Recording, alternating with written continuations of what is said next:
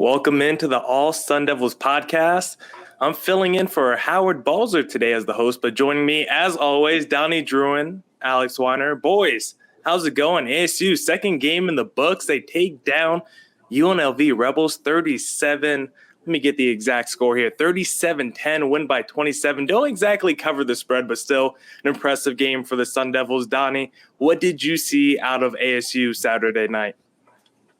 Well, as a guy who took UNLV to cover the spread, I saw a lot of good things for my DraftKings account. But moving forward, the first half of the game, second half of the game, I felt like were two completely different halves. I mean, it felt like ASU yet again in 2021 kind of failed to really establish themselves early. But, football is a 60-minute game. And, ASU at the end of the day, they handled business. And now, they go on the road to a ranked BYU team for week 3. Yeah, they're 2-0 in their record book, but they're 0-2 covering the spread so far. So depending on where you are as far as how you're watching this team, would depend how happy you are with them.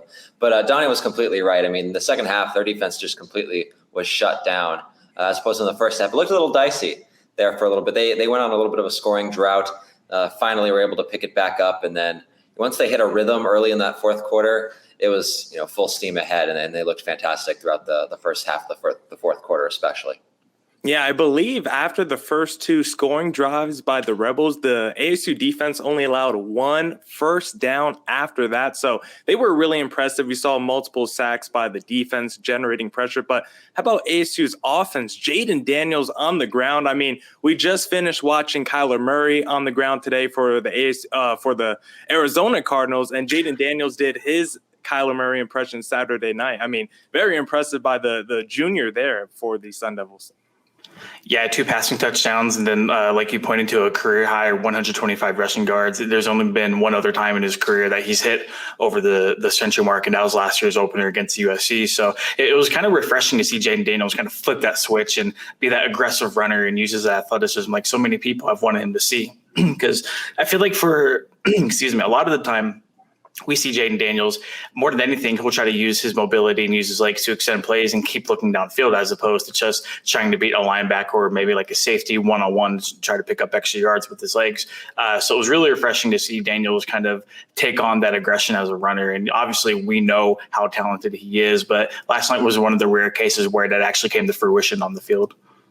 Yeah, absolutely. And, for a large chunk of the first, half and part of the third quarter, it was a little bit uneasy for the Sun Devils offense. I mean, Daniels is a thrower, didn't really find a rhythm in the first half.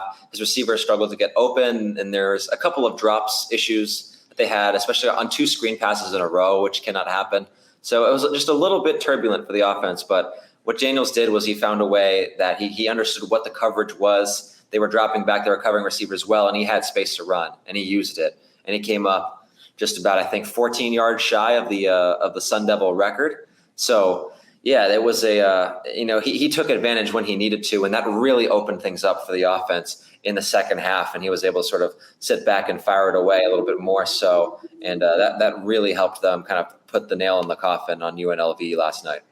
Yeah, like you said, a little sloppy in the first half. We saw a few drops. We saw some penalties, too. That face mask penalty led to a first down, which led to a UNLV score as well. So we did see a few sloppy plays from ASU's offense in the first half, but they really cleaned it up in the second half. We saw some big plays down the field. LV Bunkley, Shelton on that one touchdown. He juked one of the defenders there. So it was a really impressive game from ASU's offense overall, because they did a little bit of everything, taking shots down the field. And again, Rashad White, 22 carries, 90 yards, 2 touchdowns. The dude just continues to produce week after week. And now you look at that AP poll, ASU climbing up the ranks, now number 19 in the latest AP poll. Donnie, what can you tell us about that?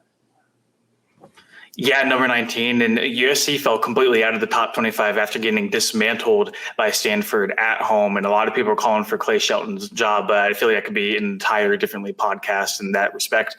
But yeah, ASC climbing up the ranks, and like I said a little bit earlier, they're going to go on the road and play, I think, be a BYU, is ranked number 23 as of now. So, I mean, just another potential win for the Sun Devils over the Cougars would even just bolster, their resume even more. Or you have Oregon sitting at number 4. You have UCLA sitting around 12 or 13. I can't exactly remember, but ASU slowly but surely climbing up the ranks, started at 25, jumped to 23, and now number 19.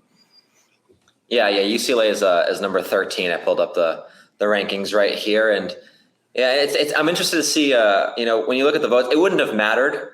But did you guys see that Arizona got 6 votes? Yeah, because just by mistake, because people thought they were voting for Arizona State. So Arizona, for the second straight week, got votes despite them getting dismantled. That happened again? State. It happened again. Oh my goodness! It kind of goes to show that outside of this region, people kind of associate ASU with Arizona sometimes a little bit. But a pretty favorable week for ASU as far as climbing up the rankings. It was a good and a bad week for the Pac-12 as a whole. Oregon coming away with that victory was massive on the road against Ohio State. But then obviously you have the USC issue, and Stanford's not going to be a big player in the Pac-12. So USC struggling to build up their resume. Well, it will probably hurt a little bit in the long run. But good week for Arizona State, and now they got to keep the momentum going against another pretty talented team in BYU. Yeah, and against BYU, we just saw them take down the Utah Utes 26-17. ASU's defense is going to need to continue to step up, and someone we saw Saturday night who continued to step up is Darian Butler. 2 more sacks. The captain just continues to impress. I mean, he's doing everything. He's doing everything on the field right now, and he seems to be the defensive leader for ASU currently. Yeah, you really can't say enough about Butler and what he's done for the Arizona State Sun Devils early in the season. But I mean, really, it's a collective group effort. I mean, Tyler Johnson played what I felt like was a really solid game last night. DJ Davidson, obviously, the other key piece on that defensive line. And then the secondary, I mean, just complete veterans and elite skill sets all throughout the defensive secondary. So the Sun Devils really do have a phenomenal defense. And I know at times, at least in the first half, it really didn't feel like that just because UNLV quarterback Doug Broomfield did get, a lot of yards on the ground. And, he was able to take advantage of some mismatches. But 155 total yards for the game. Phenomenal. And you can't really ask much more with your defense. And, Butler's kind of the key focal point and kind of making sure that all engines are firing it all the time. Yeah, their veteran savvy really came out too, because you mentioned a little bit of a difficult start, but then once they sort of adjusted and adapted to what they were facing, I mean, they were locked down for the rest of the game. And that takes guys who have played in so many of these games for ASU, like Butler, like so many guys in that secondary, like the linebacker core, the defensive front. I mean, it's a really veteran defense, and they showed it because as soon as they saw some things go against them, they fixed it. And in the rest of the game, I mean, UNLV really couldn't adjust to it. So, yeah, Donnie's absolutely right. This is a defense to be feared, and so far they've looked like it.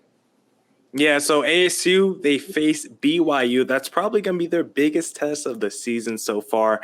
I don't think too many people really had high expectations for UNLV and Southern Utah entering the season. So their biggest test is probably coming next week against BYU, the Cougars. So another great week by ASU. They're 2-0 now, 19 in the AP poll. They're climbing every week. This is shaping up to possibly be the best season under Herm Edwards, still early in the year. So there's still a lot of narratives, still a lot of football left in the college football season. But to stay up to date with all the latest Sun Devil news, stories, events, whatever you need to know about the Sun Devil Nation, just head to AllSunDevils.com where you can catch the AllSunDevils staff reporting all season long.